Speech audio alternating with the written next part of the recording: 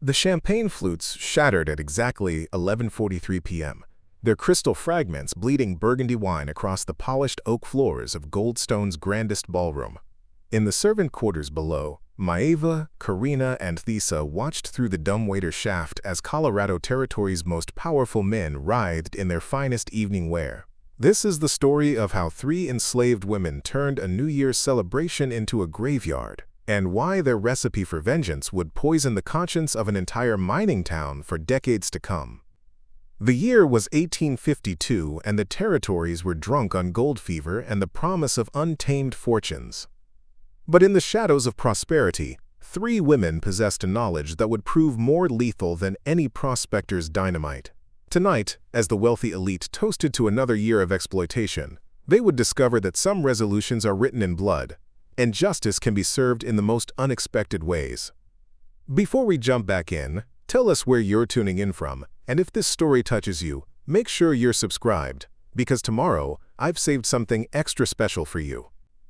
The year was 1852, and Goldstone, Colorado Territory stood like a monument to American ambition carved from the Rocky Mountain wilderness. The scent of pine mixed with the acrid smoke from copper smelters, while wagon trains lined the muddy streets like metallic snakes waiting to devour another fortune. Inside the Vallecrest Grand Hotel, gas lamps cast dancing shadows across walls papered with silk imported from San Francisco, their yellow glow reflecting off the kind of wealth that could only be built on the backs of those who would never share in its splendor. The hotel's ballroom had been transformed for the most exclusive New Year's Eve celebration in the territory's brief but profitable history.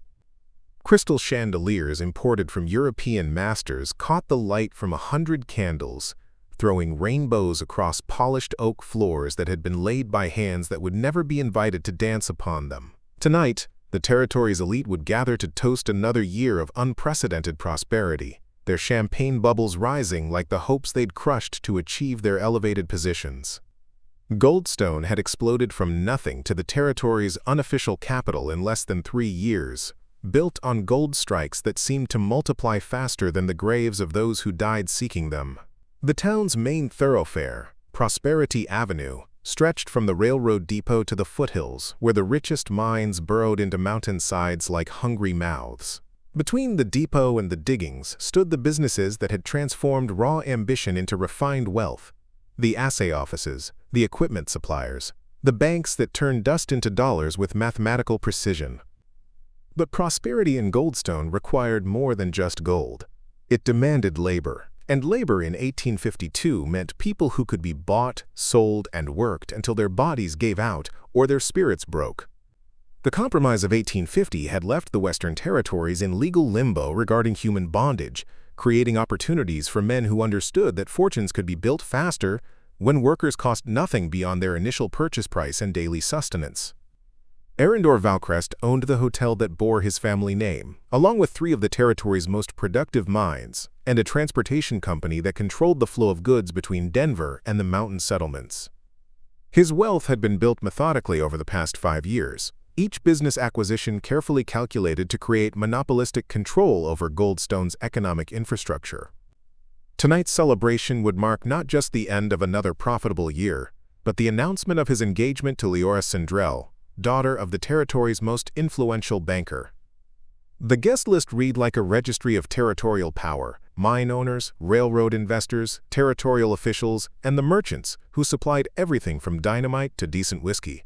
These were men who measured success in tons of ore extracted and acres of land claimed, who discussed human resources with the same casual efficiency they applied to equipment purchases. Their wives, adorned in gowns that cost more than most families saw in a decade, would spend the evening discussing charitable works that carefully avoided acknowledging the sources of their philanthropic funding. What none of the guests understood was that their evening's entertainment had been planned with far more precision than they could imagine. In the hotel's lower levels, where the service corridors connected kitchens to dining rooms through a maze of passages invisible to polite society, 3 women had spent months preparing for this moment, with the dedication of generals planning a siege. Maeva Linthorne moved through the hotel's service areas with the quiet efficiency that had made her indispensable to the Valcrest household operations. At 28, she possessed an encyclopedic knowledge of every guest's preferences, every servant's schedule, and every weakness in the hotel's elaborate security measures. Her reputation as the finest cook in the territory had earned her privileges that other enslaved workers could only dream of: her own quarters, access to quality ingredients, and the trust of employers who had never bothered to look beyond her subservient posture. Corinna Velro worked as the hotel's head seamstress, her skilled hands creating and maintaining the elaborate gowns that would grace tonight's celebration. Her position required her to enter the private chambers of every influential family in Goldstone, providing her with access to conversations and documents that revealed the true nature of the territory's power structure. At 25, she had learned to move through the households of the wealthy like a ghost, her presence so expected that she became invisible to those who mistook servitude for contentment. Thessa Orvind managed the hotel's housekeeping operations, supervising a staff of 12 women who cleaned, maintained, and prepared the spaces where territorial business was conducted. Her responsibilities took her into every corner of the building, from the public ballrooms to the private meeting rooms where deals were made that determined the fates of thousands. At 31, she was the eldest of the 3 women and had developed a network of information sources that extended throughout the territory's domestic workforce. Together they formed something unprecedented in the Colorado Territory, a triumvirate of resistance that combined intimate knowledge of their oppressors with access to the tools necessary for systematic retribution. Tonight's celebration would demonstrate that the invisible could become impossible to ignore, and that justice could be served through channels that the powerful had never thought to monitor. The Goldstone Territorial Gazette had devoted its entire front page to previewing the evening's festivities, describing the elaborate menu, the imported decorations, and the distinguished guest list that would make this the most significant social gathering in our territory's illustrious history. What the newspaper failed to mention was that the evening would indeed be historically significant, though not in ways that anyone had anticipated. As the sun set behind the mountains on December 31, 1852, casting long shadows across Goldstone's prosperous streets, the final preparations were being completed in both the ballroom above and the service areas below. The collision between 2 different kinds of preparation would soon transform a celebration into something far more memorable and far more permanent than anyone had planned. The sound of carriages arriving on Prosperity Avenue began at 8 o'clock, their wheels crunching through snow that sparkled like scattered diamonds in the gaslight. Inside those carriages rode the men and women who had built their fortunes on the assumption that their power was absolute and their security assured. They were about to discover that some assumptions prove fatally incorrect when tested against the determination of those who have nothing left to lose and everything to gain. The Colorado Territory in 1852 existed in a state of legal and moral ambiguity that enterprising men had learned to exploit with remarkable efficiency. While the Compromise of 1850 had attempted to resolve the question of slavery in new territories, the reality on the ground remained far more complex than congressional legislation could address. In remote mining settlements like Goldstone, territorial law enforcement was sparse, federal oversight was virtually non-existent, and local customs developed according to the preferences of whoever held the most economic power. Arendor Valcrest had arrived in Colorado in 1847 with 2 wagons, $47, and 3 families of enslaved workers purchased in Missouri before embarking on the overland journey. His initial gold claims had proven modestly successful, but his real genius lay in understanding that sustainable wealth came from controlling the infrastructure that supported other people's prospecting efforts. While hundreds of fortune seekers exhausted themselves digging holes in mountainsides, Valcrest had quietly acquired the land rights, transportation routes, and supply contracts that made everyone else's efforts profitable primarily for him. The Valcrest Grand Hotel stood as the crown jewel of his territorial empire, a 4-story testament to Eastern sophistication transplanted into Western wilderness. Its construction had required importing skilled craftsmen from Chicago and St. Louis, along with materials that had traveled over 1,000 miles to reach their final destination. The building's elaborate facades and imported fixtures served a purpose beyond mere ostentation. They demonstrated that civilization could be imposed upon any landscape, given sufficient capital and determination. The hotel's guest registry included every name that mattered in territorial politics and commerce. Jorvin Stradel controlled the largest freight operation between Denver and the mountain settlements, his wagons carrying everything from mining equipment to luxury goods across treacherous mountain passes. Conan Cliver owned the territorial bank that financed most of the region's mining operations, his vault containing more gold dust than most prospectors would see in a lifetime. Karl Malrich operated the territory's most productive copper mines, his extraction operations employing over 200 workers under conditions that would have horrified observers with more delicate sensibilities. These men had built their fortunes through methods that required careful legal interpretation. While slavery remained officially controversial in the territories, the practical reality was that labor contracts could be structured in ways that achieved similar results without triggering federal intervention. Workers could be purchased in established slave states, then transported to territories where they labored under indenture agreements that somehow never seemed to expire. Families could be separated through employment reassignments that placed individuals in different locations across the vast territorial expanse. Preparing and narrating this story took us a lot of time, so if you are enjoying it, subscribe to our channel. It means a lot to us. Now back to the story. The domestic workforce that supported this prosperity remained largely invisible to the families who depended upon their services. Enslaved women managed household operations, raised white families, children, and maintained the elaborate social customs that distinguished territorial elite from the rough prospectors and laborers who formed the majority of Goldstone's population. Their competence and reliability had become so taken for granted that their employers had ceased to view them as potential threats, instead seeing them as essential but unremarkable components of civilized living. Maeva Linthorne had been purchased by the Valcrest family in 1849 from a tobacco plantation in Virginia, where economic difficulties had forced the sale of surplus property. Her culinary skills had been developed through generations of family knowledge, techniques passed down from grandmothers who had learned to transform basic ingredients into memorable meals despite severe resource constraints. Her reputation in Goldstone had grown through dinner parties, where territorial officials and business leaders praised dishes whose complexity they couldn't begin to understand. The Valcrest kitchen operated like a precision instrument, with Maeva directing a staff of 6 women who prepared meals for hotel guests and private functions. Her domain included not only the main kitchen but also the pantries, cold storage areas, and herb gardens that supplied fresh ingredients year-round. She had spent 3 years learning the preferences and dietary habits of every influential family in Goldstone, knowledge that allowed her to anticipate needs and exceed expectations in ways that had made her services indispensable. But Maeva's value to the Valcrest household extended beyond her culinary abilities. Her position required her to coordinate with suppliers, manage inventory, and oversee the complex logistics of feeding large numbers of people under varying circumstances.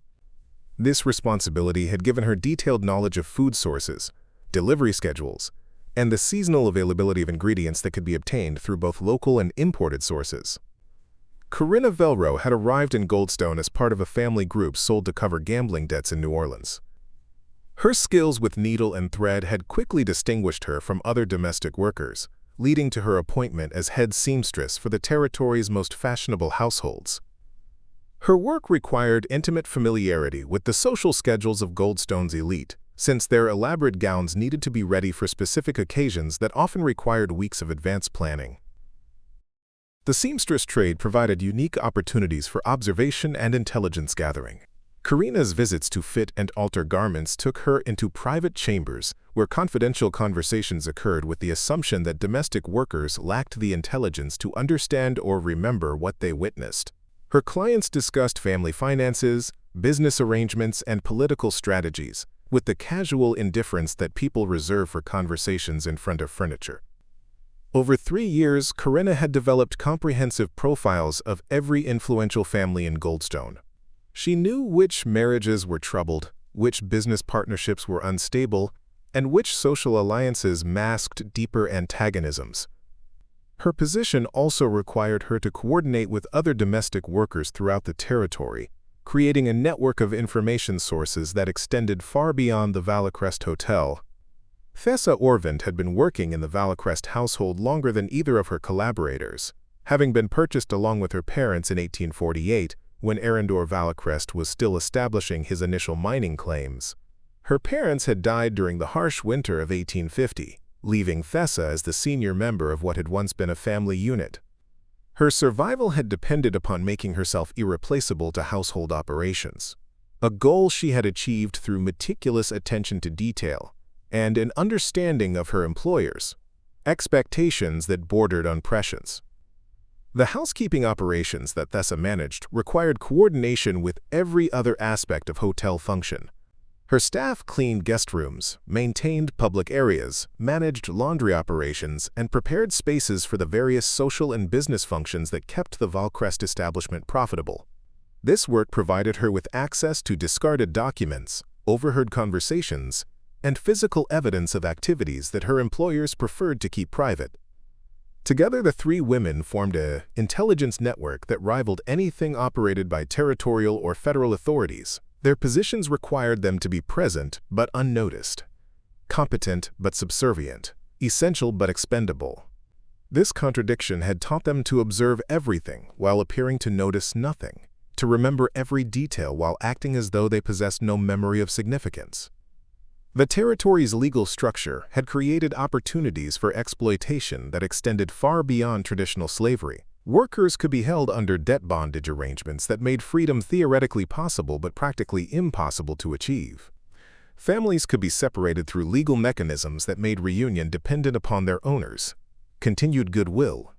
Most importantly, the isolated nature of territorial settlements made escape extremely difficult and recapture highly probable. But isolation worked both ways. The same geographic remoteness that made escape difficult also limited outside oversight of how territorial business was conducted. Federal authorities were hundreds of miles away, territorial courts were controlled by the same men who owned the mines and businesses, and local law enforcement answered to whoever paid their salaries. This isolation had created opportunities for those patient enough to develop long-term strategies for resistance. The New Year's Eve celebration represented the perfect convergence of opportunity and necessity. All of Goldstone's most influential figures would be gathered in a single location, consuming food and drink prepared by women whose competence they trusted and whose loyalty they had never thought to question. The evening would demonstrate that assumptions about power, control, and security could prove fatally inaccurate when challenged by those who had learned to think strategically about their circumstances. As December 31, 1852 approached, the final details of both celebrations were being completed.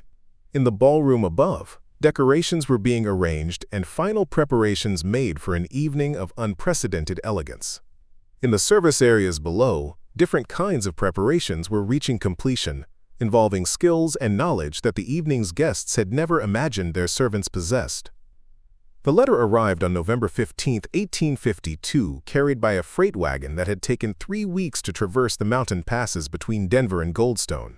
Its contents would transform personal grief into systematic vengeance, and individual tragedy into collective resolve. Thessa Orvand received the message through the underground network of communication that connected domestic workers across the Colorado Territory, a system that operated parallel to official postal services but proved far more reliable for information that powerful men preferred to suppress. The letter contained news that Thessa's sister, Sapphira Drenith, had died in the copper mines near Leadville, where she had been working under a labor contract that was supposed to expire after 5 years. Sapphira had been 23 years old, separated from her family when Carl Malrick had purchased her specialized mining knowledge for his expanding operations. The official cause of death was listed as respiratory failure, a diagnosis that covered everything from cave-ins to the slow suffocation that came from breathing metallic dust for months without adequate protection. But the letter contained additional information that official records would never acknowledge.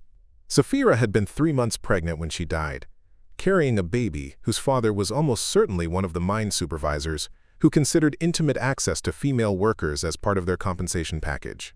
Her death had occurred after she refused to submit to procedures that would have terminated her pregnancy, procedures that Carl Malrick had demanded to maintain the, quote, productivity standards of his mining operations. The details of Sapphira's final weeks revealed the systematic dehumanization that characterized labor relations throughout the territory. Female workers in the mines faced constant threats of sexual violence, with complaints treated as evidence of difficult temperament rather than legitimate grievances. Pregnancy was viewed as a temporary disability that reduced productivity and created logistical complications for operations focused exclusively on mineral extraction. Women who resisted these conditions faced punishment that ranged from reduced food rations to assignment to the most dangerous work areas. Thessa shared the letter with Maeva and Corinna during one of their regular meetings in the hotel's root cellar, a weekly gathering that ostensibly focused on coordinating household supplies but had evolved into something resembling a strategic planning session. The three women had been meeting secretly for over a year, initially to share information about their respective working conditions but gradually developing broader discussions about resistance and survival. Maeva's response to the news was immediate and visceral. She had known Sapphira before their separation, had taught her some of the cooking techniques that had later helped her survive in the mining camps by supplementing inadequate rations with foraged plants and improvised seasonings. The waste of Sapphira's life represented more than personal loss. It demonstrated the casual brutality that characterized their owners' approach to human resources. "They discuss us like livestock," Maeva said, her voice barely above a whisper in the dim cellar. "Karl Malrich talks about breeding stock and productive years, like we're cattle in his pasture. Sapphira died because she refused to let them treat her baby like an inconvenience to their mining schedule." Corinna had her own catalog of grievances that connected to larger patterns of exploitation and abuse. Her work as a seamstress provided her with intimate knowledge of how the territory's elite discussed their human property during private conversations. She had overheard Jorvan Stradal calculating the quote-quote replacement cost of workers who died in transportation accidents, had listened to Conan Cliver discussing the investment potential of purchasing additional families to expand his domestic workforce. "Yesterday, I fitted a dress for Leora Sindrell," Corinna reported. She was discussing wedding plans with her mother, talking about how many servants they would need for the ceremony. Not people. Not workers. Servants, like we're furniture that comes with the property. The conversations that Corinna overheard revealed the extent to which dehumanization had become normalized among Goldstone's elite. Enslaved workers were discussed in terms of their economic value, their replacement costs, and their productivity statistics. Families were separated based on spreadsheet calculations that weighed transportation expenses against labor needs. Individuals were assigned to dangerous work based on actuarial tables that balanced the risk of death against the cost of purchasing replacements. Thessa's position as head of housekeeping had given her access to correspondence and documents that revealed the broader scope of the territory's labor trafficking operations. The Valcrest Hotel served as an unofficial headquarters for coordinating the movement of workers between mining operations, railroad construction projects, and domestic service positions. She had seen contracts that transferred human beings between owners like bills of sale for mining equipment, had witnessed negotiations where people were used as collateral for business loans. "Arendor Valcrest keeps records," Thessa said, producing a small notebook where she had been transcribing information from documents she discovered during her cleaning duties. "Names, ages, purchase prices, productivity ratings. He tracks us like inventory in his warehouses." The notebook contained disturbing evidence of systematic record-keeping that treated human beings as business assets. Valcrest maintained detailed files on every worker under his control, including medical histories, skill assessments, and behavioral evaluations that determined work assignments and living conditions. The records revealed patterns of family separation, forced relocations, and punitive measures that were designed to discourage resistance and maintain absolute control. But the most chilling discovery was a section of correspondence discussing the disposal of workers who had become unproductive due to age, illness, or injury.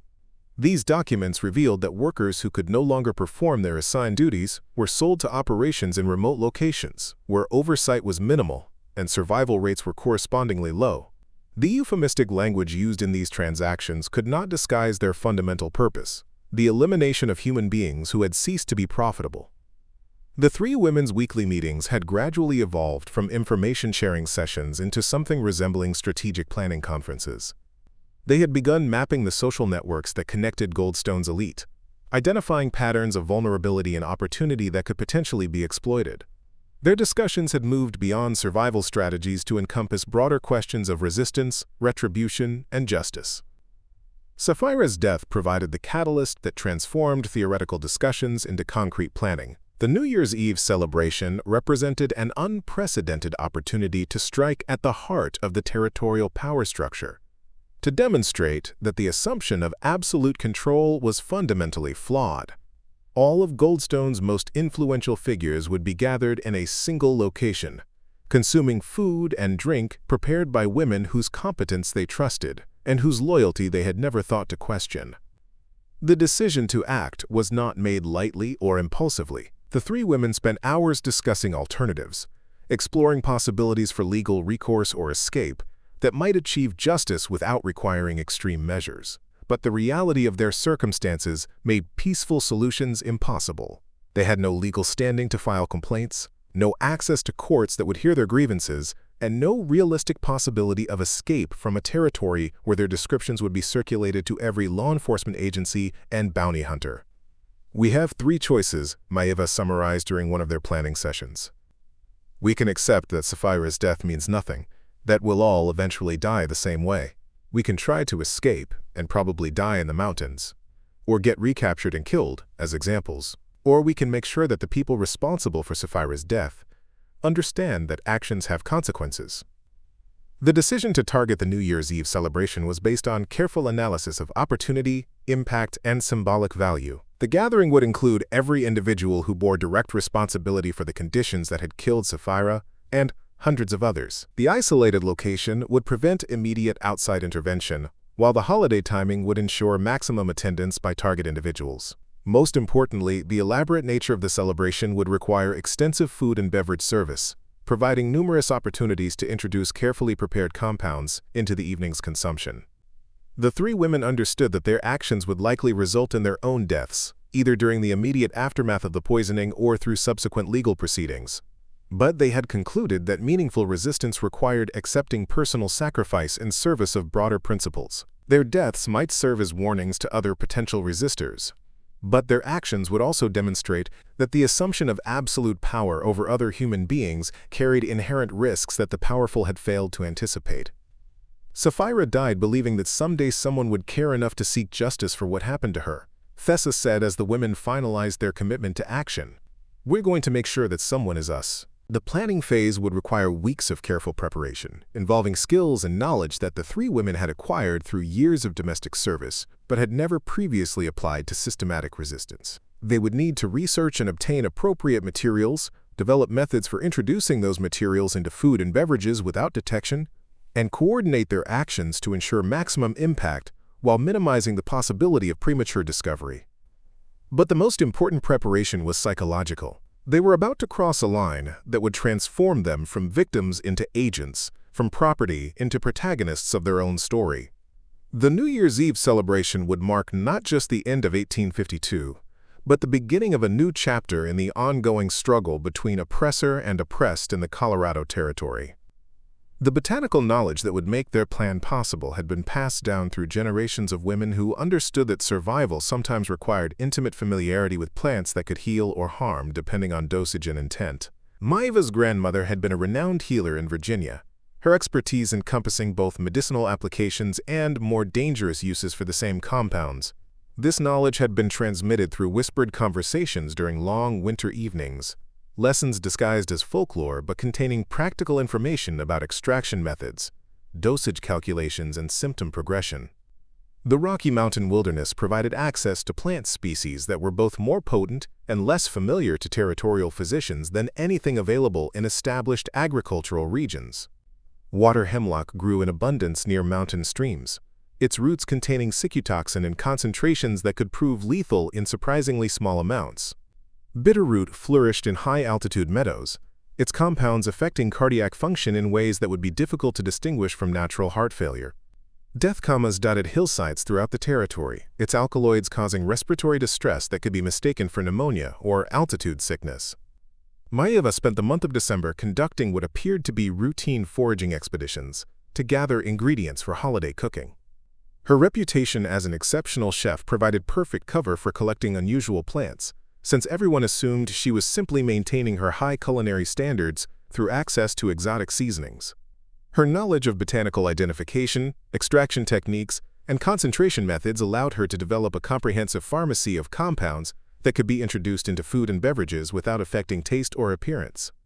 The extraction process required careful attention to timing, temperature, and chemical interactions that could enhance or diminish the potency of natural toxins. Maeva used the hotel's extensive kitchen facilities during off-hours, conducting what appeared to be routine food preparation but actually involving sophisticated chemical processes. She developed methods for concentrating active compounds through repeated distillation, for preserving potency through proper storage techniques, and for calculating dosages based on estimated body weight and desired effect timing. The most challenging aspect of the preparation involved developing delivery methods that would ensure adequate consumption by target individuals while avoiding detection by suspicious guests. The New Year's Eve menu included 12 courses, each presenting opportunities for introducing carefully measured compounds. Maeva had to consider not only the chemical properties of her materials, but also their interactions with various foods, their stability at different temperatures, and their compatibility with the elaborate presentation standards expected at formal territorial gatherings. Corinna's role in the preparation involved intelligence gathering and logistical coordination that was equally crucial to the plan's success. Her access to the private quarters of Goldstone's elite families provided opportunities to gather detailed information about dietary preferences, medical histories, and social habits that would influence individual vulnerability to various compounds. She learned which guests were known to consume excessive amounts of alcohol, which had histories of heart problems, and which were likely to eat multiple courses versus picking at their food. The intelligence that Corinna gathered revealed patterns of behavior that could be exploited to ensure maximum consumption of prepared materials. Arendor Valchrist always ate everything on his plate as a matter of personal principle, viewing food waste as evidence of moral weakness. Karl Malric had a particular fondness for rich sauces and sweet desserts, consuming these items in quantities that would mask any unusual flavors. Jorvan Stradal was known to sample every dish offered at formal dinners, priding himself on his sophisticated palate and willingness to try novel preparations. Corinna also used her position to gather information about the evening's security arrangements, guest arrival schedules, and seating assignments that would influence how the plan was executed. The New Year's Eve celebration would include hired security personnel from Denver, but these individuals were focused on preventing robbery or political disruption rather than monitoring food service operations. The elaborate nature of the evening's entertainment would require constant movement of serving staff between kitchen and dining areas, providing numerous opportunities for last-minute additions to prepared dishes. Thessa's contribution to the preparation involved developing detailed timing schedules and coordination protocols that would ensure simultaneous delivery of prepared compounds to all target individuals. Her experience managing complex housekeeping operations had taught her to think systematically about logistics, resource allocation, and quality control under demanding circumstances. The New Year's Eve service would require feeding 53 guests across 12 courses, with each course requiring specific timing to maintain proper temperature and presentation standards. The coordination challenge was complicated by the need to ensure that non-target individuals received uncontaminated food while guaranteeing that target individuals received adequate doses of prepared compounds. Thessa developed a coding system based on plate-elise placement and garnish arrangements that would allow serving staff to distinguish between prepared and unprepared dishes without creating obvious visual differences that might attract attention. The three women also had to consider the possibility of partial success or premature discovery that might require immediate evacuation or defensive measures. They developed contingency plans for various scenarios, including procedures for destroying evidence, routes for emergency escape, and communication protocols for coordinating responses to unexpected developments. These preparations reflected their understanding that their actions would likely result in their own deaths, but that proper planning might allow them to achieve their primary objectives even under adverse circumstances. The final month of preparation involved testing their extraction methods on small animals to verify potency and timing, refining their delivery techniques to ensure reliability under pressure, and rehearsing their coordination procedures to minimize the possibility of execution errors. These trials revealed that their compounds required approximately 30 to 45 minutes to produce initial symptoms, with progression to serious effects occurring over the following 2 to 3 hours. The timing analysis indicated that the optimal delivery window would occur during the 4th and 5th courses of the evening's meal, allowing sufficient time for consumption and initial absorption before symptoms began to manifest. This schedule would also ensure that most guests had consumed alcohol in quantities that would enhance the effectiveness of the prepared compounds, while making their symptoms more likely to be attributed to overindulgence rather than deliberate poisoning. December 30th was devoted to final preparation and strategic positioning of materials throughout the kitchen and service areas. Maeva prepared individual doses of her various compounds, packaging them in ways that would facilitate rapid deployment during the evening service. Corinna completed her intelligence gathering and finalized guest profiles that would guide dosage decisions for specific individuals.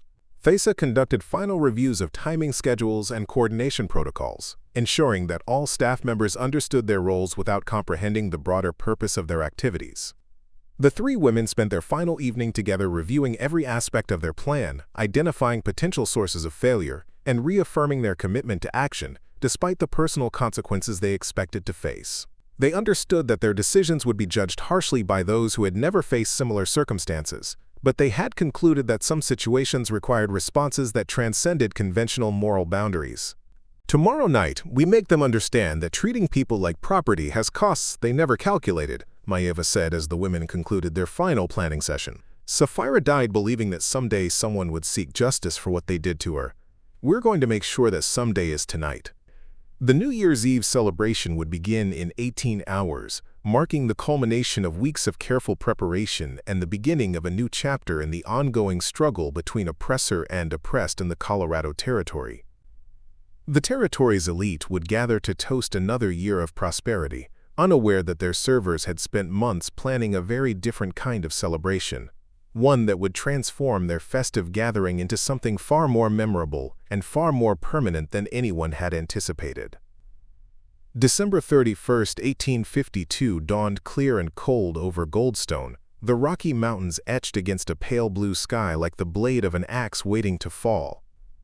Snow crunched under the wheels of carriages that began arriving at the Valcrest Grand Hotel at 7 o'clock, their passengers emerging in evening wear that represented months of careful planning and thousands of dollars in imported fabrics. The hotel's facade blazed with gaslight, its windows casting golden rectangles across the snow-covered street like portals to another world.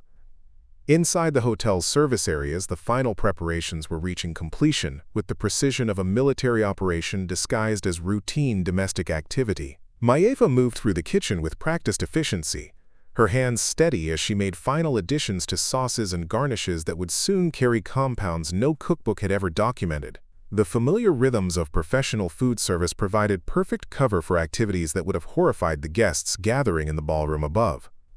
The evening's menu represented the pinnacle of territorial sophistication, with 12 courses designed to showcase both local ingredients and imported delicacies that demonstrated Goldstone's connection to Eastern markets. The first course featured fresh oysters transported in ice from San Francisco, their briny sweetness enhanced by mignonette sauce that Maeva had prepared with particular attention to flavor balance. The second course offered wild game terrine accompanied by pickled vegetables that had been carefully selected for their ability to mask any unusual aftertastes. Thessa coordinated the service operations from her position near the dumbwaiter that connected the kitchen to the dining room, using hand signals and coded messages to ensure that prepared and unprepared dishes reached their intended recipients.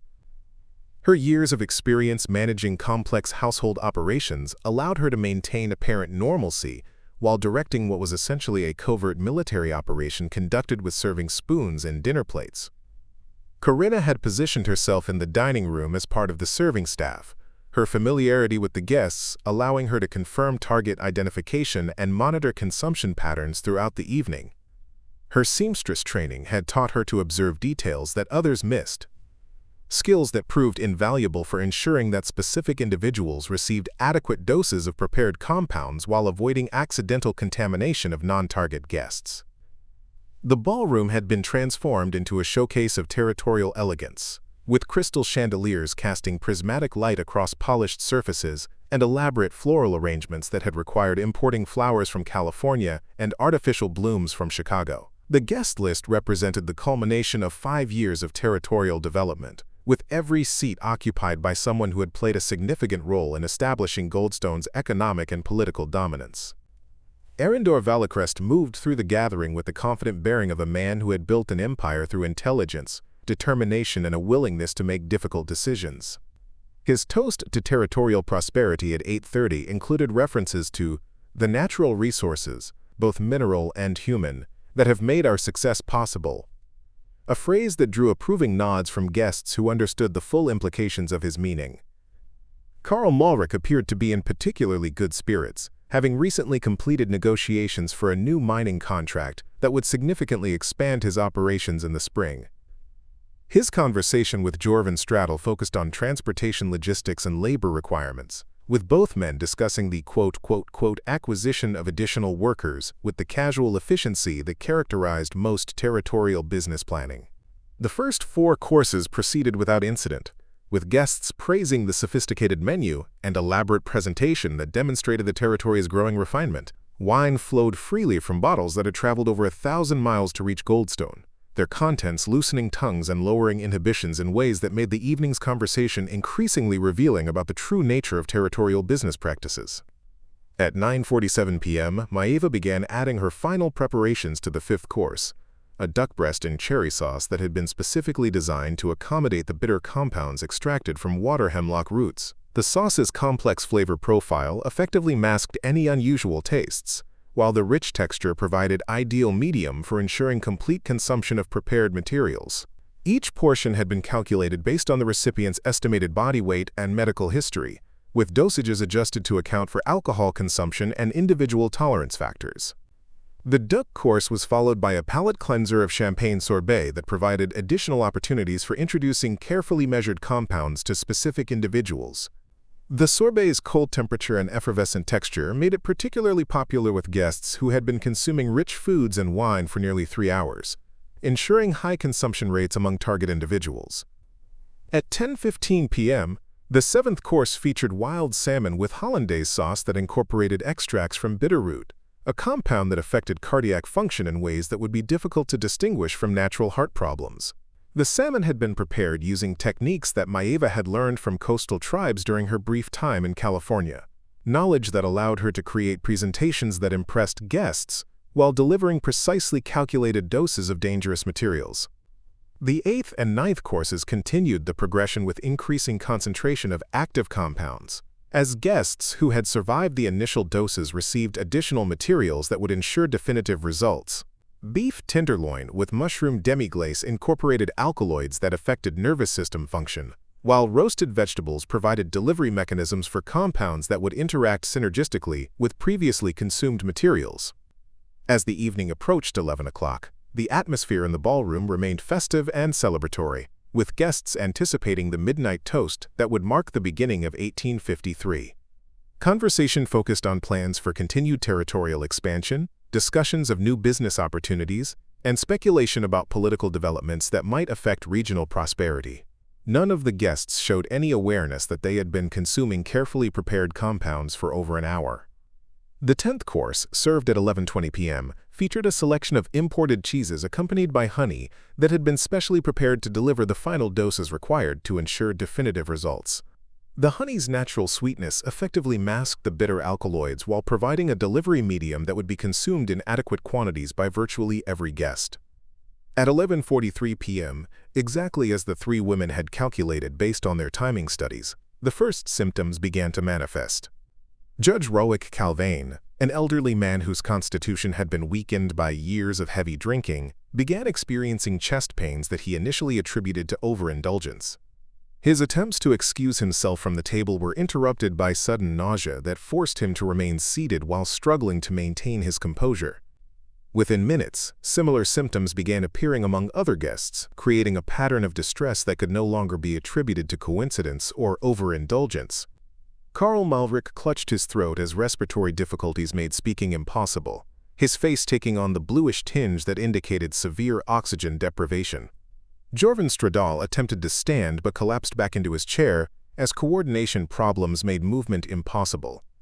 The ballroom erupted into chaos as guests realized that something was seriously wrong with multiple individuals simultaneously. Wives screamed for help, while husbands struggled with symptoms that seemed to be affecting every major organ system.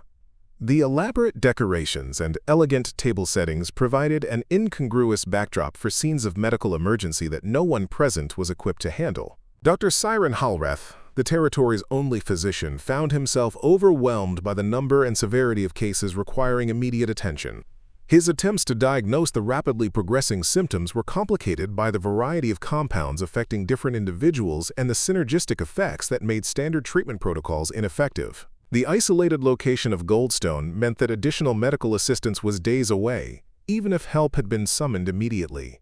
Arendor Valacres, despite his own rapidly deteriorating condition, attempted to maintain order by directing surviving guests to assist with emergency measures. His commands were increasingly difficult to understand as neurological effects began affecting his speech and coordination, but his business instincts continued to function even as his body began to fail. Maeva, Corinna, and Thessa maintained their positions in the service areas, continuing to perform their assigned duties while observing the results of months of careful planning. Their expressions remained professionally neutral even as chaos engulfed the ballroom, their years of training in subservient behavior allowing them to appear shocked and confused by developments they had orchestrated with scientific precision. The New Year's Eve celebration had been transformed into something unprecedented in territorial history, a demonstration that assumptions about power, control, and security could prove fatally incorrect when challenged by individuals who possessed both the knowledge and motivation necessary for systematic resistance. The territory's elite had gathered to toast another year of prosperity based on human exploitation, but instead they were experiencing the consequences of treating other human beings as expendable resources. As midnight approached, the ballroom that had been designed to showcase territorial sophistication had become a scene of medical catastrophe that would be remembered long after the elegant decorations had been cleared away. The three women who had spent months preparing for this moment watched with satisfaction as justice was finally served to those who had believed themselves beyond accountability for their actions. The sound of the midnight bells from Goldstone's church tower provided an ironic counterpoint to the groans and gasps that now filled the Valcrest Grand Hotel ballroom, marking the beginning of a new year that few of the evening's guests would survive to see. The bloodhounds lost the trail at Copper Creek, their frantic barking dissolving into confused whimpers as they circled the icy water that reflected the first light of January 1, 1853. Behind them, 300 armed men faced a wilderness that had been swallowing fugitives since the first prospectors had arrived in Colorado territory. When an entire social order depends on the myth of absolute control, Three Women's Rebellion threatens to shatter the foundation of everything the powerful have built their world upon. Marshal Kalen Stravik stood knee-deep in the creek's frigid current, his leather boots already showing signs of rot from the mountain water. The sound of rushing water and wind through pine branches created a wall of noise that seemed to mock their efforts, while the scent of evergreen mixed with something else, something that reminded him uncomfortably of the carnage they had left behind at the Valcrest Grand Hotel. The texture of the creek bottom shifted beneath his feet like quicksand mixed with the dreams of dead men. By dawn on January 1, 1853, news of the New Year's massacre had spread through Goldstone like wildfire through dry timber. Telegraph wires carried reports as far as Denver and Santa Fe, each retelling more sensationalized than the last. The Denver Post would eventually call it, quote, the poisoning of Prosperity Avenue, though their territorial perspective missed the deeper implications that terrified territorial society. This was not just murder. It was revolution served one spoonful at a time. Territorial Governor Valentino Ordric had dispatched the militia within hours of receiving word. Colonel Christian Draymont arrived with 80 soldiers, their rifles gleaming in the morning sun as they formed search parties around the hotel's perimeter. The reward posted for the three women's capture reached $8,000 by noon, more money than most mining families would see in 5 years. "We are not just hunting 3 runaway servants," Draymond told his officers during their first briefing. "We are hunting the idea that any of them can strike back. Let that notion spread and we will have insurrection from the Denver settlements to the New Mexico border." The manhunt revealed uncomfortable truths about the territory's geography and demographics. Copper Creek stretched for miles in every direction, its network of tributaries and hidden valleys providing perfect concealment for anyone familiar with its secrets. More troubling was the discovery that dozens of hidden communities existed within its wilderness, settlements of escaped workers who had built sustainable lives beyond territorial control. Goldstone Territorial Gazette, January 3, 1853. Local authorities express confidence that the perpetrators will be apprehended within days, though challenges of terrain may extend the search period. Citizens are advised to exercise caution in all domestic arrangements until the fugitives are captured. Maeva, Corinna, and Thessa had vanished into a network that had existed since the first mining claims were staked in Colorado territory. When the initial waves of prospectors discovered that freedom lay in places too dangerous for territorial authorities to follow, Word had spread through the underground communications that connected oppressed workers across the region. The three women had learned about these sanctuaries through whispered conversations in hotel corridors, stories passed down like recipes, knowledge that could save your life if you ever needed to disappear. The search parties found evidence of their passage: footprints in muddy clearings, cold ashes from carefully concealed fires, and most unnervingly, plants that had been harvested with surgical precision. Someone with extensive botanical knowledge was moving through the wilderness, gathering materials for purposes the searchers did not want to contemplate. Dr. Nelson Velthar, the territory's only surviving physician after the massacre, examined these harvesting sites with growing unease. "They are collecting foxglove, jimsonweed, and mountain laurel," he reported to Marshal Stravik.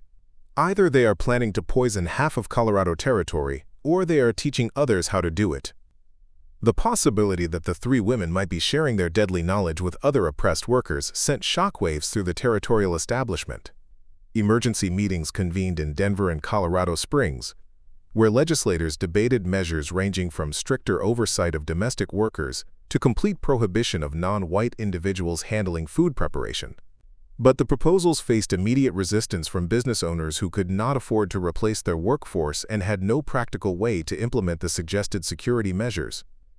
The entire economy of Colorado Territory depended on exploited labor, and dismantling that dependency would have required acknowledging that the system itself was the problem. Meanwhile, the three women remained several steps ahead of their pursuers, guided by allies the authorities could not see and connections they could not understand. The network of hidden communities operated along principles that had developed over decades of resistance, with communication systems and support structures that rivaled anything maintained by territorial or federal authorities. On January 5th, a search party discovered an abandoned campsite containing disturbing evidence, pages torn from medical texts describing toxicology and human anatomy alongside crude sketches of mining operations and business establishments throughout the territory. The three women were not just hiding, they were planning, and more significantly, they were teaching. Recipe cards written in multiple hands. The implications terrified authorities more than the original massacre. If Maeva, Corinna, and Thessa could strike once with such devastating effect, what prevented them from targeting other gatherings? The territorial legislature was scheduled to convene in February. The Colorado Mining Association had planned their annual meeting for March. Every social and business event now carried the possibility of becoming another crime scene. Governor Ordrick issued an unprecedented decree on January 8th. All large gatherings would require military oversight until the fugitives were captured. Business owners began hiring food tasters, white men whose only job was to sample meals before their employers risked consumption. The irony was lost on no one. The masterclass now lived in fear of the very people they had claimed were incapable of complex thought or planning. Local newspapers began reporting strange incidents throughout the Colorado Territory. Domestic workers disappeared without explanation. Livestock died from unknown ailments. Mining equipment failed mysteriously. Whether these events connected to the three women or simply reflected the paranoia they had unleashed became impossible to determine. But the most disturbing discovery came on January 12th, when a patrol found a message carved into an aspen tree near the original hotel site. Sapphira's sisters remember. The three women had not forgotten why they had poisoned the New Year's celebration. Sapphira's death had been the catalyst, but the massacre had revealed a larger truth about the systematic dehumanization that made such cruelty possible. They were no longer just individuals seeking vengeance. They had become something far more dangerous. Teachers passing lessons to anyone willing to learn. What happens when the hunted becomes the hunter, and survival transforms into a masterclass in revolutionary warfare?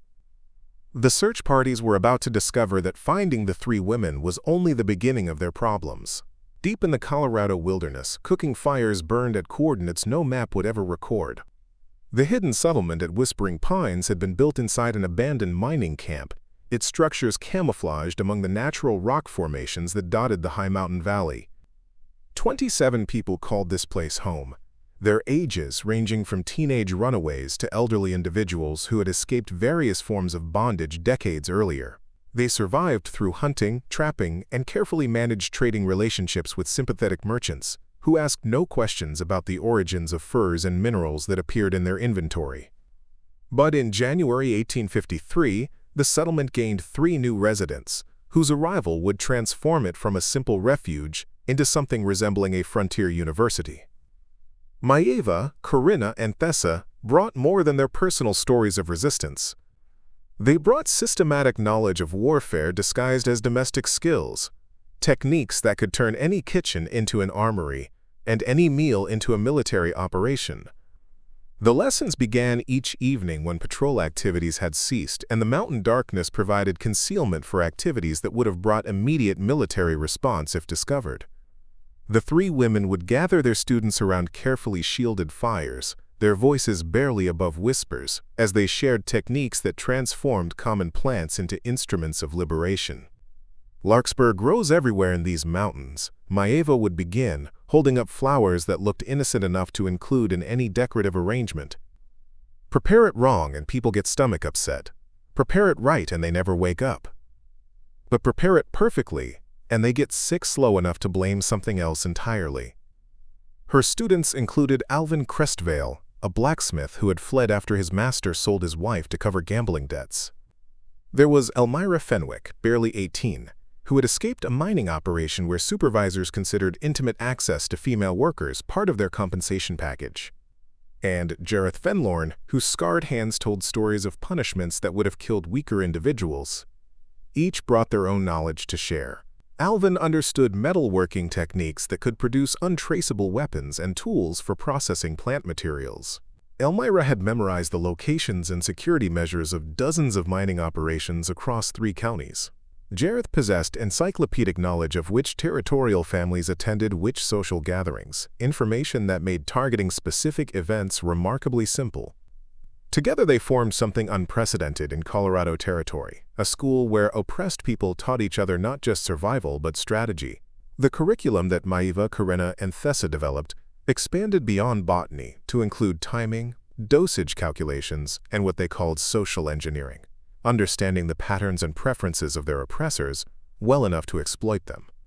They taught students to observe which foods were most commonly consumed at formal gatherings, which servants had access to food preparation, and how to introduce compounds in ways that would delay symptoms until all evidence had been consumed.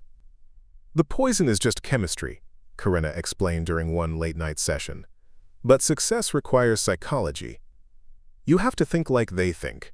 Predict what they will do when the dying starts." By mid-January, students had begun returning to their original locations, carrying knowledge hidden in their memories like seeds waiting for proper planting conditions. They resumed their roles as domestic workers, miners, and laborers. But now they watched and planned with sophistication their employers could not imagine. The first test came on January 20th during a business dinner at the Territorial Mining Headquarters in Boulder.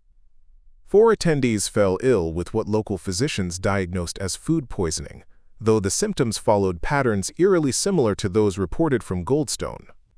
The attending cook, a woman named Kyla Veyral, who had disappeared for 2 weeks in early January, claimed complete ignorance about any contamination. A week later, similar incidents occurred at gatherings in Central City and Blackhawk. Never enough deaths to suggest systematic poisoning, but sufficient illness to create widespread anxiety among the territorial establishment. Social events began featuring dramatically smaller guest lists, as families chose isolation over the risks of communal dining. Death delivered in carefully measured doses. This psychological impact proved as devastating as the physical casualties. Territorial society had built its identity around elaborate business gatherings that demonstrated wealth, status, and cultural sophistication. When those meetings became potentially lethal, the foundation of their entire social structure began to crack. Mine owners started eating only food prepared by family members. Some hired white cooks exclusively, though this created new problems as qualified candidates demanded wages that made the practice economically unsustainable. Others attempted to force their existing domestic staff to taste everything before serving, a strategy that backfired when several workers simply disappeared rather than comply. The network had learned to communicate through systems that appeared completely innocent to outside observers. Particular combinations of vegetables and market stalls indicated which gatherings might be targeted next. Unusual arrangements of mining equipment conveyed information about security measures and patrol schedules. Even hymns sung during Sunday services carried messages that sounded like religious devotion to anyone who did not understand the hidden language. But the authorities were beginning to connect the pattern of incidents to the original massacre. Marshal Stravik had compiled reports from across Colorado territory and noticed that every suspicious poisoning occurred within 100 miles of areas where search parties had lost the three women's trail. "They are not hiding," he reported to Governor Ordrick during an emergency meeting in Denver. "They are teaching, and their students are graduating." The revelation that Maeva, Corinna, and Thessa had transformed their individual act of vengeance into a broader educational movement changed everything about the manhunt. Authorities were no longer pursuing three fugitives. They were facing a distributed network of potential killers who looked exactly like the trusted workers who had been preparing their meals for years. What happens when the invisible become impossible to ignore and their education includes lessons that no legitimate institution would ever teach? The territorial establishment was about to learn that some knowledge, once shared, becomes impossible to contain. In the mountains of Colorado, a different kind of revolution was being served one spoonful at a time. The federal agents found the hidden settlement on a February morning when frost made the aspen trees look like bones reaching toward a gray Colorado sky. Their final lesson was still warm on the fire. When legends become more powerful than the people who created them, even capture cannot stop the teachings from spreading to new generations of students hungry for knowledge that transforms survival into systematic resistance. Captain Elias Varick of the U.S. Army's Territorial Investigation Division had been tracking the network for 6 weeks, using techniques borrowed from military operations in hostile territory. Unlike the local posses that had stumbled through mountain wilderness with bloodhounds and bluster, Varick understood that he was hunting individuals who had transformed domestic skills into sophisticated warfare capabilities. His breakthrough came through careful analysis of the pattern and timing of incidents across Colorado territory. Each suspicious poisoning showed increasing complexity, suggesting that the three women were not just directing operations from hiding, but continuing to refine their techniques and train new operatives. The evolution of their students' capabilities indicated an active learning environment rather than a static refuge. Varick had served in Mexico during the territorial expansion, where he had learned that the most effective way to defeat distributed resistance was to locate training facilities and eliminate leadership structures. But this operation presented unique challenges. The weapons were plants that grew throughout the Rocky Mountain region. The soldiers were domestic workers who moved freely through their targets, homes. The battlefield was every dining room in Colorado territory. On February 12, 1853, Varick's informant, a captured student who had been tortured into cooperation, led federal agents to Whispering Pines. The abandoned mining camp had been transformed into something resembling a frontier university, complete with botanical laboratories, anatomical instruction areas, and what could only be described as a museum of successful resistance techniques. The sound of approaching boots on frozen ground sent the remaining students scattering into predetermined escape routes that led deeper into the mountain wilderness. The smell of burning papers filled the air as evidence was destroyed. According to protocols the three women had established months earlier. The texture of charred recipes crumbled beneath federal boots like the dreams of a revolution interrupted. Varick found Maeva, Corinna, and Thessa in what had served as their primary classroom, calmly feeding the last of their handwritten instructions to a small fire. They looked up at the federal agents with the same steady composure they had once reserved for territorial elite sampling their deadly preparations. "Captain Varick, I presume," Maeva said, rising with dignity that would have impressed any finishing school instructor. "We have been expecting you." Federal Arrest Report, February 12, 1853. Subjects displayed no resistance upon apprehension. Demeanor suggested individuals of exceptional intelligence and education, contradicting territorial assumptions about capabilities of enslaved persons. The evidence recovered from the hidden settlement revealed the true scope of their operation. Maps marked with successful attack locations covered the walls like military campaign charts. Detailed profiles of territorial families included information about social schedules, dietary preferences, and security measures. Most disturbing were the graduation records documenting over 100 individuals who had received instruction in what Corinna called nutritional justice. Thessa's personal journal, written in a cipher that took army cryptographers days to decode, contained philosophical reflections that placed their campaign within a broader context of resistance and liberation. She had not seen herself as a murderer, but as an educator whose curriculum happened to include lessons that proved fatal to oppressors. "Every cook who learns the truth about mountain laurel becomes a teacher," she had written. "Every student who masters the dosage of larkspur becomes a soldier. We are not destroying lives. We are harvesting the seeds of freedom that were planted in our ancestors' suffering." The trial began on March 20, 1853, in a Denver courthouse surrounded by federal troops. The proceedings attracted national attention, with newspaper reporters from as far away as Boston documenting what many considered the most significant legal case involving territorial resistance since the Mormon conflicts in Utah. The prosecution faced unprecedented challenges. How do you charge individuals with crimes committed by students they had trained but never directly controlled? The three women had never been present at any poisoning incidents after the original New Year's massacre, had never handled the specific plants used in subsequent attacks, and maintained perfect alibis for every date in question. Their defense attorney was Dr. Nelson Velthar, the sole surviving physician from the original massacre, who had obtained legal training before pursuing medicine, and now found himself arguing a case that would define his legacy. Velthar's strategy was audacious. He did not deny the women's role in training others, but instead argued that education itself could not be criminalized, regardless of how students chose to apply their knowledge.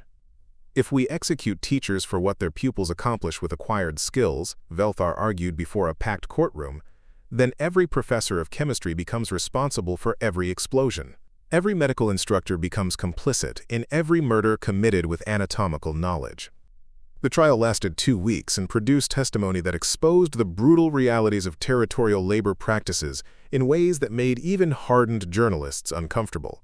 Witnesses described the systematic exploitation that had led to Sapphira's death, the casual violence that permeated territorial business operations, and the legal frameworks that made resistance through conventional channels impossible. The three women spoke only once during the proceedings, delivering a joint statement that newspapers across the nation would quote for decades. "You charge us with murder, but we taught survival. You call us criminals, but we created educators. You will hang us for rebellion, but our students will continue learning long after Colorado soil covers our bodies." Recipes written in defiance. The jury deliberated for less than 3 hours before returning guilty verdicts on charges of conspiracy, murder, and inciting territorial insurrection. Judge Aaron Crestvale, brother to a mine owner whose business dinner had been targeted by network graduates, sentenced all three women to death by hanging, scheduled for April 15, 1853. But their execution would prove to be the beginning, rather than the end of their influence. News of their fate spread through the underground networks they had helped establish, carried by sympathetic merchants, railroad workers, and former students, who understood that some lessons transcend the mortality of their teachers. The hanging drew thousands of spectators, both supporters and enemies, who wanted to witness the end of the most successful resistance operation in territorial history. The three women walked to the gallows with the same dignity they had maintained throughout their trial, their final words creating legends that would outlive their physical existence. April 15, 1853 dawned gray and cold over Denver, the Rocky Mountains shrouded in clouds that seemed to press down on the territorial capital like a lid on a boiling pot. The scaffold erected in the courthouse square stood like an altar to a justice system that had never acknowledged the humanity of Maeva, Corinna, and Thessa until the moment authorities decided to extinguish it. 15,000 people gathered to witness what newspapers called the execution of the century, though most came expecting to see the end of a nightmare rather than the birth of a legend that would haunt Colorado territory for generations. The three women walked to their deaths wearing simple white dresses that someone had donated, an ironic echo of the evening gowns that the territorial elite had worn to their final New Year's celebration. Their hands were bound behind their backs, but their voices carried clearly across the silent crowd as they spoke their final words in unison. "You think you are killing cooks and seamstresses and housekeepers, but you are graduating teachers. Every meal served by frightened hands, every kitchen managed by fearful hearts, every recipe whispered in the darkness, that is our classroom now, and class is always in session. The ropes held on the first attempt, but as the three women's bodies began to convulse, something unprecedented occurred in the crowd below. Instead of the cheers that authorities had expected, a profound silence settled over the gathering. Then, slowly, voices began to rise in song, a hymn that sounded like religious devotion to those who did not understand its hidden meaning, but carried tactical information to those who did. Denver Territorial Herald, April 16, 1853. The unusual solemnity surrounding yesterday's execution has prompted speculation about the effectiveness of capital punishment as deterrent to territorial resistance, though officials maintain confidence in their judicial procedures. The three women's deaths took nearly 10 minutes each, during which they maintained consciousness long enough to mouth words that lip readers in the crowd interpreted as cooking instructions. To the watching audience, their prolonged struggle became a lesson in itself, proof that some forms of justice resist even the most determined efforts to impose them. Their bodies were buried in unmarked graves outside Denver, but within hours, flowers had appeared on the disturbed earth. By morning, the graves were covered with food offerings, corn, bread, preserves, and herbs that had no business growing at that altitude. The authorities hoped that execution would end the three women's influence, proved catastrophically wrong. Instead of discouraging their followers, the hangings provided the resistance movement with powerful symbols that transcended the practical knowledge the women had shared during their lifetimes. Underground networks throughout Colorado Territory began circulating collections of recipes and techniques that bore their names regardless of actual origin. These documents combined botanical information with stories about the women's lives and deaths that grew more elaborate with each retelling. Domestic workers who had never met the three women claimed to have been trained by them personally. Cooks who had learned resistance techniques from other sources attributed their knowledge to lessons received at Whispering Pines.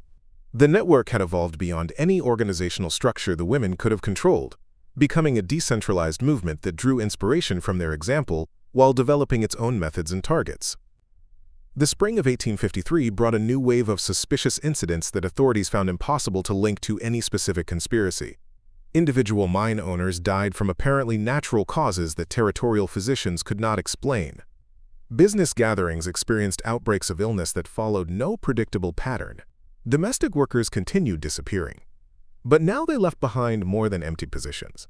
They left behind trained replacements who had learned from someone who might have once studied under the three martyred teachers. Death served with the side of legend. The Civil War, when it finally came 8 years later, would find Colorado Territory's home front compromised by networks of resistance that traced their origins to three women who had discovered that the most effective rebellion could be served with dinner. Union intelligence officers reported widespread sabotage incidents in Confederate sympathizing areas, though they never understood that they were witnessing the continuation of a war that had begun years before Fort Sumter. The three women's story spread eastward as well, carried by escaped workers who had heard whispered versions around territorial hearths.